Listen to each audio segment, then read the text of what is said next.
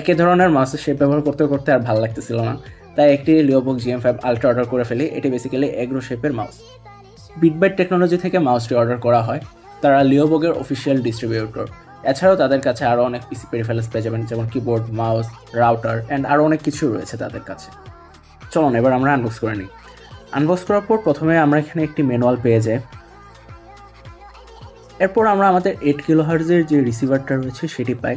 এই রিসিভারের মাধ্যমে আমরা 2.4 গিগাহার্জে ইউজ করতে পারবো। জাস্ট একটি টাইপ সি কেবলের মাধ্যমে পিসির সাথে কানেক্ট করে দিলেই হচ্ছে। কেবল হিসাবে USB টু টাইপ সি এর একটি ব্রেডেড কেবল পাচ্ছি এবং কেবলের কোয়ালিটিটি বেশ ভালো লেগেছে আমার কাছে। সবশেষে আমরা আমাদের কাঙ্ক্ষিত মাউসটি পেয়ে যাই। মাউসটির কালারটা আমার কাছে বেশ ভালো লেগেছে, এই জন্যই আমি পার্পল কালারটা নিয়েছি, সাথে ব্লু এর এক্সেন্ট।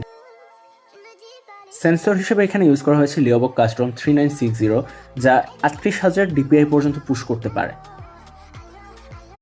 মাউসটির ব্যাক সাইডে আমরা DPI চেঞ্জের জন্য ডেডিকেটেড একটি সুইচ পাচ্ছি অ্যান্ড আমাদের মোড সুইচের জন্য বাটন দেওয়া হয়েছে একটি। মাউসটির দুটি কালার ভেরিয়েন্টে পাওয়া যায়, একটি ব্লু অ্যান্ড পিঙ্ক, আর একটি হচ্ছে অরেঞ্জ অ্যান্ড সিলভার।